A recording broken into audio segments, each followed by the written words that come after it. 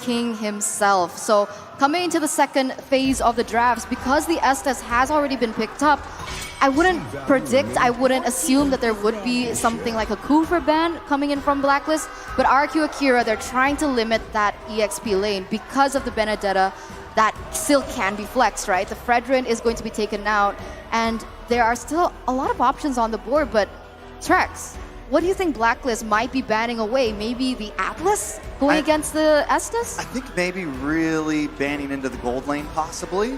Trying to limit down Gusta Lagusta could be a possibility. We do still have the Benedetta open. They want to try to give Oheb as good as a game as possible here. We know how strong that carry can carry, right? Now, on the other side, it does seem like Akira maybe wants to focus into Wise here, and they want to maybe limit some of those bulkier heroes in the jungle, especially since they already locked in, you know, the Hayabusa, a bit more of a squishy, someone that can possibly be bullied if that's what Blacklist wants to bring. But it does seem like they're going to ban out that Cho, target Louise here, so maybe switch gears, forget the gold lane. We trust Oheb no matter who they pick. We're going to try to limit down Louise, and we do know Louise can make some big plays happen. I like this because part of me is wondering, right? You notice this second phase of the draft is going much slower. And something that I'm wondering is, yeah, what do you lock in the jungle for Wise, right? Now, it wouldn't be crazy if Benedetta even appeared in the jungle, but so far, if you want to run with a utility jungler here for Wise, it is possible. And at the same time, you got to keep in mind, you're going to be going against the Hayabusa, right? So does that end up being the assassin matchup? Do they decide to opt for the utility jungle, be a little more tanky, provide yourself the peel, that durability? Because you already know, with Yuzong's across from you, plus the Hayabusa, they're going to be everywhere. They're going to be shooting for the back line, like you mentioned, Eterna. And at the same time, you have to be conscious here of the ultimates that you provide to that Valentina. That's something you always have to keep in mind with this draft. And I feel like that's really why we see this as a slower pace, when sometimes those drafts just happen so quickly. It's really going to be up here to Master Basics, Coach Bonchan, to decide what do we take for these last two picks, and also not playing into that Valentina option. So, Eterna did mention the Atlas earlier, and that is still open for Louise here if they want to lock in the tank first and wait for gold lane. At this point, the side of Blacklist hasn't banded out any gold lane, so in my opinion, I think that might not be a bad pick, but do they want to, so that they can save the jungle for the end? It does look like they're going to lock in that Beatrix for Gusta Lagusta here. I like it. I definitely like it. All right. Why do you like the Beatrix pick? You like it because of win rate? Well, no, Did you see the win rate? That is true, but it shreds through some of this tankiness. It can shred through with all the heal that's going to come from Oh My Venus here. It's going to be able to possibly get through that. And if Wise does pick, you know, a signature tanky role for the jungle, they already have an answer locked in, and they do, in turn, bring in that Barats. Oh, this is a strong front line, right? Typical Blacklist. Typical Blacklist. You know, Naisu, maybe you have a better comment about this, right? Because when I look at this, I don't know if RRQ Akira have enough damage to penetrate through this, right? Because the Barrets in itself is already so sustainable, coming in with the healing from Estes. Like, the great thing here is, now the carry is, I mean, yes, when you look at the lineup, you think Blacklist International, maybe you interchange this carry with a different marksman pick, but still, it is them, right? It's their signature here. I think what this is going to actually do for RRQ Akira, aside from really limiting these options for Rome, for Luis, is now you have to force yourself to build against all that sustain and, of course, the tankiness. But you guys called this earlier. The Atlas comes out here for the last pick for RRQ Akira. That was all Eterna who called that pick. It's typical, right? When you see an Estes, you know that the opponent is going to clump up as 5. So how can you take them down as a whole? The thing that Blacklist did was take out Lolita, which makes sense, right? Because Luis loves the Lolita. He hasn't picked up the Atlas before, so they're playing into that. But now RRQ Akira, they're taking a risk here. They're picking up the Atlas, and every time I see an Atlas pop up on screen, I feel the hype, and I'm so excited to see how exactly they can actually pull this off. Most definitely. Now the coaches have walked off the stage. The crowd is ready. I think everyone around the world right now is ready for this. Now, Naisu, how you feeling about that draft? I like it, man. And I mean, we're going to be jumping right in here to game number 1. between Blacklist International and RRQ Akira. Who's gonna make first blood? It's up to both of these teams for a strong start. I mean, first up, look at how many purifies that Blacklist has, right? That's gotta be 3. We'll see it in just a moment, but this shows that Blacklist, they are going to respect the potential that RRQ Akira has with the Atlas last pick coming through. We have the Purify on Haji, on Oh My Venus, as well as Oheb. So it's not going to be as easy for RRQ Akira now, as they are going to have to calculate on all these spells and their timers. Oh, right now already the focus on the top side. It's first blood for Haji under a minute in. Yeah, Edward already claiming some dominance in that top side, but honestly, Blacklist did work that into it. We have to watch out for Haji, though, with the rotation of this Pharsa early on, using that wings by wings. They're going to be trying to make ganks quick. They're going to be trying to make ganks very, very fast, and how that affects RQ Brazil is, since they have King on this Hayabusa, you want to kind of play aggressive early on. And if Blacklist can slow them down in that, if they can take an early on lead, it's going to be a very rough game for them.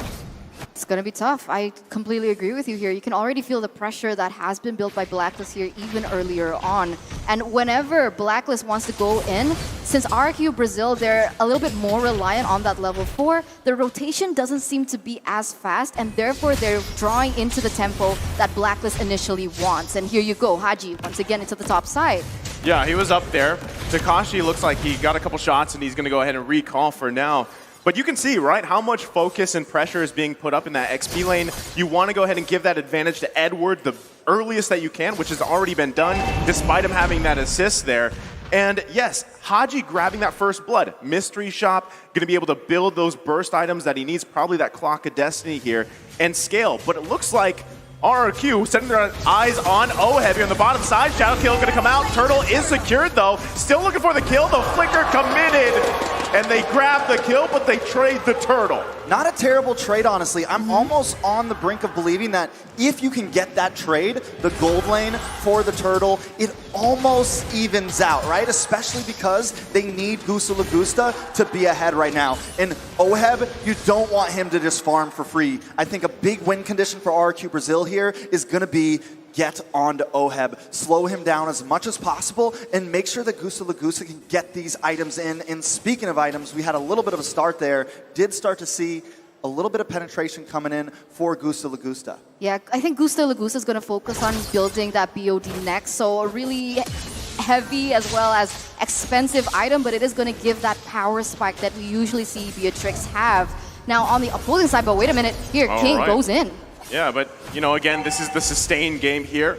Blacklist International are going to be just fine with that. That's the question, right? How soon or who builds that anti-sustain item on RRQ Akira here? They're going to need something, right, to work around that.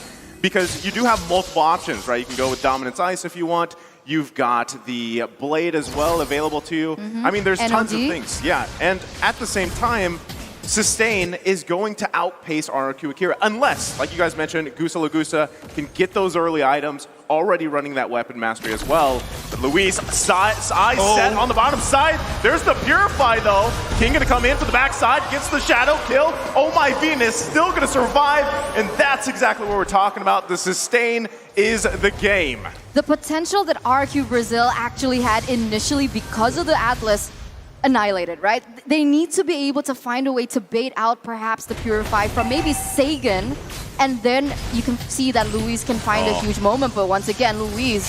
Edward owing in with the angle, able to secure a kill as Luis falls. Using that Electro final blow and also just getting a bunch of extra gold here. Can we just talk about the fact that Edward is in the bottom lane right now, in the gold lane, all the way from the top side? This is the problem when you give Edward that Benedetta. He's one of the most proactive EXP laners in, I mean, all of MLB, especially with a movable, with a mobility hero like that. He's all over the map early on already.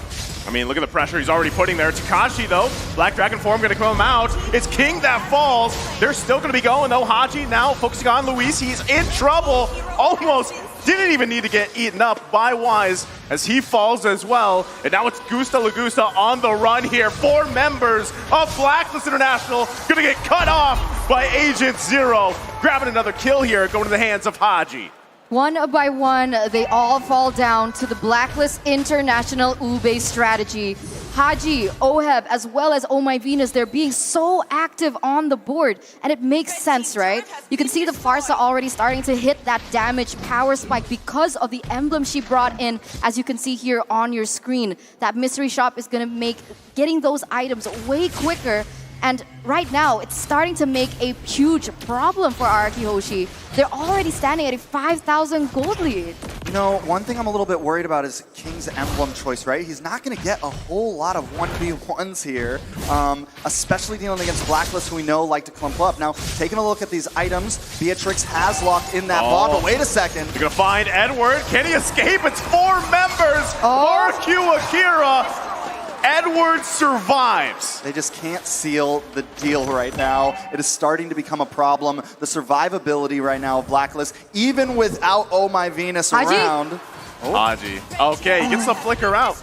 As you were saying, Trex. Nothing too major there, but at this point, Blacklist is just controlling the map. I always like to refer to them as more of a rubber band team, but when they do get that advantage early on, it is just trouble for the enemy team because they bring some of these late game heroes like Barat. So if they can get a gold lead on you, like 6K right now, it's just so hard to come back from. It's hard, but the one thing that I notice is because Blacklist, they're rotating as 5 most of the time, maybe 3-1 split. Edward goes in a separate lane. They need to still be aware of those side lanes, right? Because previously we saw that RRQ Brazil was able to push that bottom side a little bit, get a little bit of chunk from the tower, and maybe that's how they can work around it. I do like the fact that Brazil did not try to contest that turtle, right? They know the deficit they're in right now, and I think at this point their only option is to not force fights. Blacklist, I don't think, is going to make any mistakes at all, honestly. And as we're now seeing on the screen, Oh My Venus picked SDs 57 times with 46 wins. That is an 86% win rate. Wise. Takashi, just like that, they're going to go ahead and grab it and the turret here.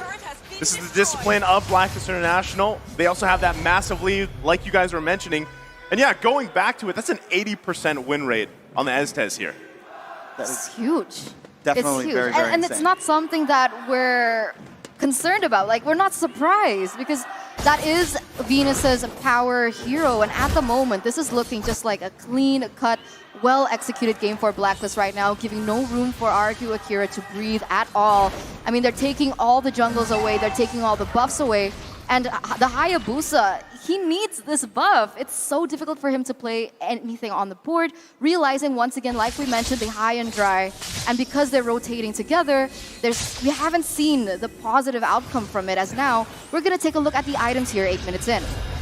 Well, I mean, item-wise, it's looking good for Blacklist International. 8K gold lead, like we mentioned, 8 minutes in. Again, it's only been 8 minutes, right? And it's tough. It's a tough situation to be in if you're RRQ Akira here, because are you in a position to actually contest the first Lord of the game? Probably not. Should you let it go? Now that's up to them. It's better because you don't have to get wiped out. As you see, Wise using the Daytona's welcome, not going to get fatal linked at all. You know, so much pressure was on Luis in this game from the very start. We called the Alice pick. He did end up picking it, but right now, with 3 Purifies on the board, Wise with the Daytona's welcome, that is pretty much a Purify in itself. I mean, there's just nothing that RRQ Brazil can do right now to make the play happen. It is just spelling trouble all over, and I don't really see a way they can come back. It's brutal at this point, right? I mean, you can see the only thing that they can do is try and utilize the high mobility of the Hayabusa. Try split the map, try push those side lanes, try and bait Blacklist from going to the opposite side of the map. But even then, it does still feel like Blacklist is already onto this. And so they're responding accordingly with Edward. I mean, here's the question, right?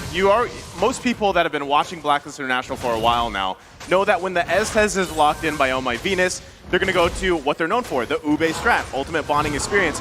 Who's usually the hero that counters that? Well, Atlas is a great choice, but when you can't actually utilize that ultimate, the fatal links, because there's also, what, 3 Purifies? Make it 4, technically, with Wise on the Barretts. It's really hard to work around that when you don't have the damage for even follow-ups if it's a mishap. So, as you can see already, RRQ Akira are going to lose the mid lane here. Actually, they're holding on to it a little bit, but Oheb decides to take it down anyway, even with Lord taken out. And RRQ Akira trying to hold on a little bit longer into this game. It's 10 minutes in. Does Blacklist International go for this bottom side inhibitor? We also have King just clearing up on the top side. The rest of the team defending in the base. You can already see the poke here from Blacklist International. Luis might be looking for an initiation. Gets the fatal links off, but gets punished right away as Luis falls. Takashi gonna go in though. King to follow. Gusta Lagusta getting the shutdown, but Saigon has to flicker out. Gets taken out with a double from Oheb. And this could very well be it for game number 1. As the minions push into the mid side of Blacklist International, looking to end it before the 11-minute mark. Can RRQ Akira hold on? And it looks like they do for a little bit longer. I mean, I don't know how much longer. Blacklist are playing extremely aggressive. They know they don't even need to play super disciplined. They can take what they want right here, taking another look at these items. Wait a second, Brazil trying to possibly push out. The sustain though, Wise, Daytona's welcome, gonna get eaten up right away. King falls here in the mid lane. Another punish. Just RRQ Akira has no entrance. Whether it's in the front, whether they're looking from the side angles, the back with Yuzong, it just does not work right now. Yeah, it just seems like there is not an answer for them. It might be time to start thinking about game 2. I think the only possibility here, like if I really want to play the devil's advocate, is try to get them to use those, purifies with either the Atlas or Takashi on this Yuzong, try to bait out those purifies, and then whoever baited them, the next big CC needs to come in and get them. But that is asking a lot, especially the way Blacklist are playing this. And once either of them goes in, Oheb is so farmed already. He's the second highest gold, no, he's got the second highest damage on the board as we speak. Once they go in, he is shredding them down. It's hard. It's difficult. I completely agree with you. I would try and bait with Sagan on the Valentina, perhaps with a big play, but even then, it's not possible.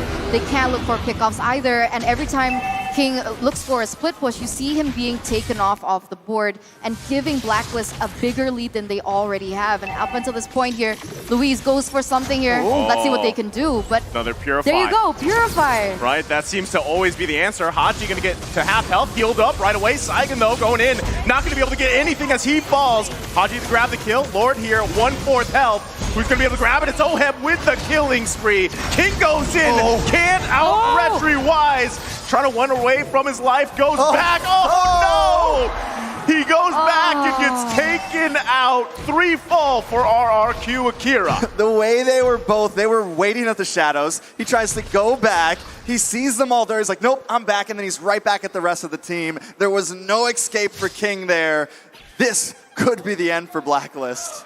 It's not looking good whatsoever, as once again, Blacklist going to be pushing this mid lane. Well, they're going in. Luis, one more effort here. Wise going to eat him up. Lord still being worked on. The Crystal half health. They might just lock it in. Edward finally goes down, though. RRQ Akira still holding on. Feathered Airstrike going to come out, too, but they're pushing it in. A couple hits away, and it's Blacklist International taking first blood. Blacklist International going to be leading the series here with a 1-0. And now the ball is in RRQ Akira's court. Will they be able to go back into the game with a level head, seeing as that was quite a one-sided game? You know, here's the thing about drafting against Blacklist is you've been playing all these games against other teams who are playing in the current meta, and you just don't expect to have to ban out a Barats or have to ban out an Estes. I know it's Blacklist, but still, those picks can still catch a team off guard. And I think with that, Blacklist was able to secure that game 1. And right now, the fans are going crazy. Blacklist looking ready as ever for game 2.